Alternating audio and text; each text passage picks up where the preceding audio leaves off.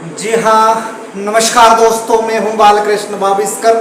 और जो मैंने मुहिम छेड़ी है कि किस पार्टी से, किस विधानसभा से किसको टिकट मिलेगा, ये विश्वसनीय सूत्रों से जानकारी प्राप्त के आधार पर आप लोगों से मैं प्रतिदिन बात करता हूं। और बात मैंने कल शुरू करी थी बहुजन समाज पार्टी की, और बहुजन समाज पार्टी के संदर्भ में तो चर्चा की थी, साथ ही सेंधवा विधानसभा के परिप्रेक्ष्य में विश्वसनीय सूत्रों के अनुसार आप लोगों को मैंने जानकारी देने का जो प्रयास किया है।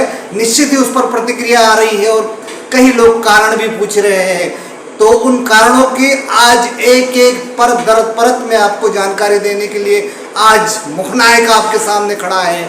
और बात करते हैं सेंधवा विधानसभा की, पानसेमल विधानसभा की, क्योंकि जो दो विधानसभा है सेंधवा और पानसेमल, इन दोनों में नवाचार होना सुनिश्चित है। जी हाँ, लेकिन पानसेमल में विधानसभा का जो परिप्रेक्ष्य है, जो परिवेश है, जो वहाँ की परिस्थितियाँ है, वो सेंधवा विधानसभा से पूर्णतः भिन्न है। लेकिन इन भिन्न और विभिन्नता के आधार पर मैं उस बात को जोड़कर आप लोगों से चर्चा करूंगा कि आखिर सेंधवा विधानसभा और पानसेमल विधानसभा में क्या हो रहा है। क्योंकि सेंधवा विधानसभा के संदर्भ में मैंने कल स्पष्ट तौर पर कह दिया था कि त्रिशंकु चुनाव की आशंका है, तो उस आशंका को वास्तविकता के कुछ नजदीक ले जाने का मैं प्रयास करता हूं। तो बात करते हैं पहले सेंधवा विधानसभा की।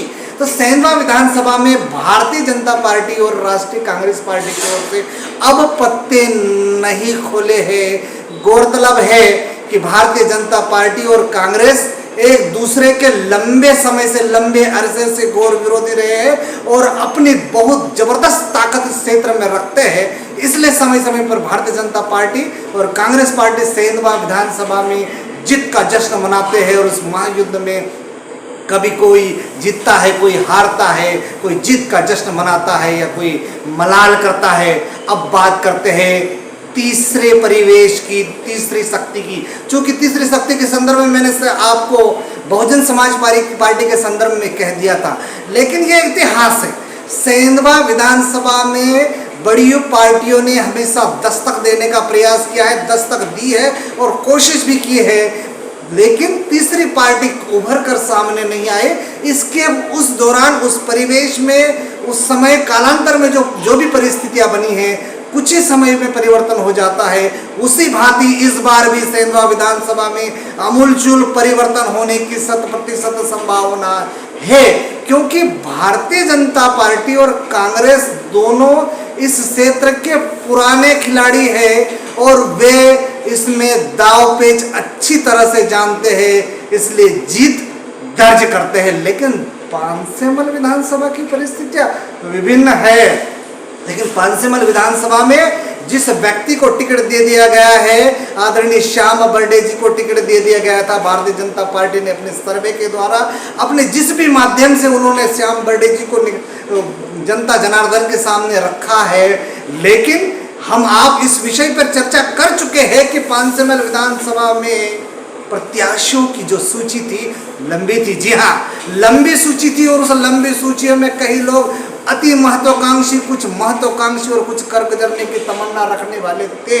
लेकिन पार्टी ने उन्हें टिकट नहीं दिया, तो कहीं ऐसा तो नहीं है कि इन्हीं लोगों में से भारतीय जनता पार्टी में जितने लोगों की सूची, इस प्रत्याशी की सूची जो बनी थी, उसमें कुछ ऐसे लोग तो नहीं हैं जो बहुजन समाज पार्टी से अथवा आम आदमी पार्टी से पानसेमल विधानसभा का गणित बिगाड़ सकते हैं।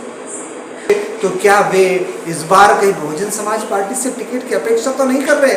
और या ये भी हो सकता है कि वो आम आदमी पार्टी से टिकट की अपेक्षा करता है। यदि आम आदमी पार्टी, जो उभरती हुई राष्ट्रीय पार्टी है केजरीवाल की, जिन्होंने पंजाब और दिल्ली में सरकारें बना रखी है, आम आदमी पार्टी भी एक ऐसे योग्य व्यक्ति की तलाश में है। और जहां तक मेरे संज्ञान में है, मुखनायक के संज्ञान में है, आम आदमी पार्टी से और बहुजन समाज पार्टी से भी पानसेमल विधानसभा में दो कद्दावर, दमदार, ताकतवर और युवा उभर कर आ रहे हैं, जो कड़ी टक्कर भारतीय जनता पार्टी और कांग्रेस को दे सकते हैं। तो पानसेमल विधानसभा की जो स्थिति है अति रोचक होने की संभावना है।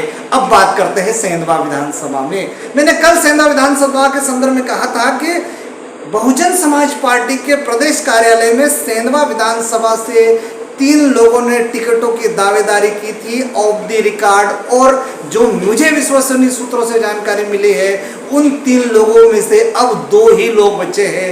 एक युवा है, एक पुराने अनुभवी है, और इन दोनों का चयन होने की संभावना है, विशेष करके युवा चेहरे की संभावना है। इस युवा चेहरे ने भी आम आदमी पार्टी से टिकट की दावेदारी की थी। इसलिए जब आम आदमी पार्टी के टिकट जारी हुए तो वर्तमान में जो नानसिंह नावड़े को टिकट मिला है, उनको टिकट मिलने के लिए समय हुआ, यानी कि उदाहरण के लिए यदि वो 8 बजे रात्रि से उस जद्दोजहद में लगे थे तो रात्रि 10 से 11 बजे तक उनके टिकट को रोका रखा गया। और दूसरे युवा जो दावेदार थे, उन्होंने कहा था कि सेंधवा विधानसभा से उन्हें टिकट चाहिए और वे जीत कर दिखाएंगे। हालांकि आम आदमी पार्टी ने पुराने कद्दावर नेता, निरंतर कड़ी मेहनत करने वाले नेता को टिकट दे दिया है। तो अब वो जो युवा है जिन्हें टिकट नहीं मिला है आम आदमी पार्टी से, वो बहुजन समाज पार्टी से भी दावेदारी कर सकते हैं। ऐसे विश्वसनीय सूत्र से हमें जानकारी मिली है और निश्चित रूप से उस तिथि का, उस समय का, उस व्यक्ति का, उस युवा नेता का मैं नाम का खुलासा एक दिन निश्चित करूंगा। नमस्कार।